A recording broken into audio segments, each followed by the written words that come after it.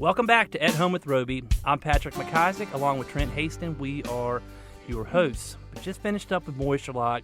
Have Pat and Sam in here. And I'll tell you, Trent, when Pat looked at us, and you can't see his face, obviously this is radio, everybody knows that, but when he looked at us and said, we give a lifetime warranty, that joker meant it, didn't he? He did. He looked like he was going to punch me in the face on that lifetime. Nah. Yeah, he had some conviction. I'll tell you, there was some confidence there. If you were confident about your product, that's pretty impressive. But he was dead serious. A lifetime warranty is a pretty big deal. You mentioned, obviously, with your foundation, having that, even as a transition to a new customer, that warranty stays, that's valuable, right? It is valuable, and I think it's a testament to what the status of helical piers and that technology in that industry has done. I do believe in it. I think if you do have a foundation problem, the solution is helical piers, and I do believe if you're building a very large house that has a lot of weight and it's a tremendous investment in your life, I think you need to consider on the front end putting some helical piers in the touch points as you build the house. I agree. I mean, it just puts your mind at ease. I mean, his point was once you put these things on the front side, foundation is something you don't ever worry about in that house. That's correct. So what other creating things can you value say that about? I mean, in a home, is there anything else that you can say that about where you don't? I mean, worry about things that obviously go out of taste, right? I mean, the design aspects change. You worry about your roof. You worry about your plumbing. You worry about your electrical. You put these helical piers in on the front side, you're done. Right? That's great. No, it is, and that's true.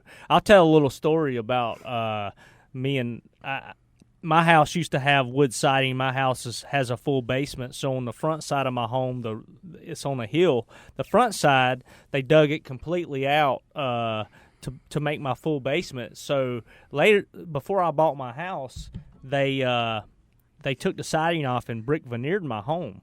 Well, the brick veneer was falling off my house because it had backfill from when they dug out the original basement and it was sitting on backfill. And they didn't do a good job. What they should have done is bolted the ledge. When they decided to go from wood siding to brick veneer, they should have bolted the ledge to my foundation and it would have held my veneer, a little steel ledge. They didn't. So I had a helical pier out. This is 15 years ago, a helical pier guy, and I said, my foundation's sinking. He said, no, your brick veneer's sinking. He said, and your brick veneer by itself is so light that if I shot a pier down there, it would blow bricks 300 yards in the sky. So what we did was we went to various spots and dug down and put a ledge on it, and that was our solution. But most times you see your brick veneer sagging or see cracks creating. Most houses were originally brick veneer. That rarely happens where they change it from wood siding to brick veneer. You need to call these guys. I needed to call them to know what I was talking about, and I'm a contractor. Well, even in the lobby, I mean, it's just amazing. We had one of the employees here at WBT, I think, called them as well, and they're just like us at Andrew Roby, Roby Electric, Roby Realty. They do it right. Let's transition over. Christian McCall is in the studio, Christian from the Roby family of companies. And as you all know, at the end of our show, we like to tell a Make-A-Wish story. And Christian is going to tell us about Parker. And Parker wanted to be what? Parker wanted to be a zookeeper. 6-year-old Parker with Hodgkin's lymphoma loves animal books, loves quizzing people on animals. So he wanted to pick something that was not only going to be fun for him, but fun for his entire family. Apparently, he's got an older brother who's overly protective of him, and that's cool. So he wanted to pick something that would be cool for the entire family. So they spent the day at the North Carolina Zoo, got to see animals, feed giraffe, feed prairie animals and foxes, and touch a rhino horn, and just had a full day at the North Carolina Zoo playing a zookeeper. That is wonderful, and so I guess he wished to be. Correct, yes. Kind of along the wish lines.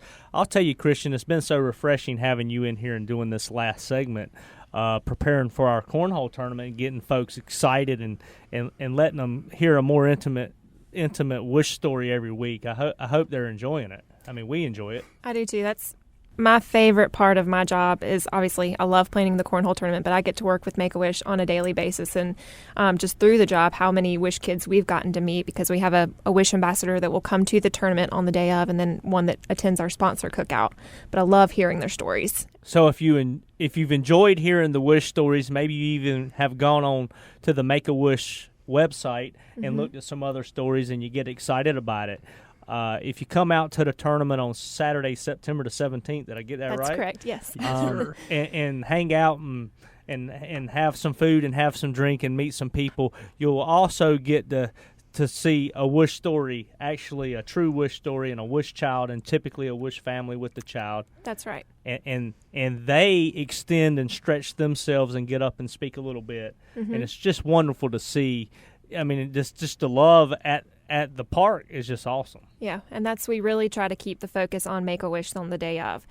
So we do the round robin portion in the morning, and then they come in kind of middle of the afternoon, and we will actually be sharing. We'll give a little teaser. His name is Parker too, but we'll give a little teaser the week before the tournament. But him and his family will be out there.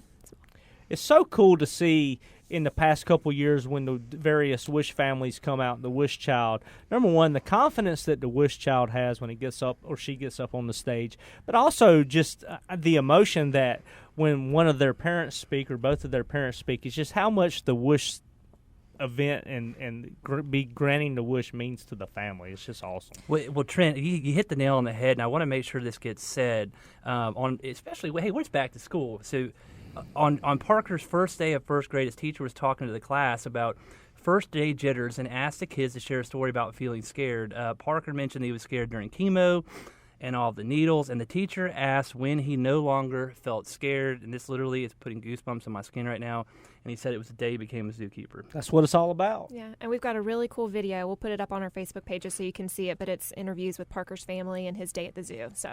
So thank you for listening to us today. It's a great way to leave the segment. We're so privileged to be able to educate and entertain you. Hopefully we've done a good job. Patrick McIsaac with Roby Electric. I'm Trent Haston with the Roby family of companies, and along with Christian McCall that runs our PR and marketing for the whole family of companies. Tune in next week. We're going to have Kenny Smith on our show. He is a local politician, and he's going to let you know what's going on. Get excited. See next week, 9 o'clock a.m.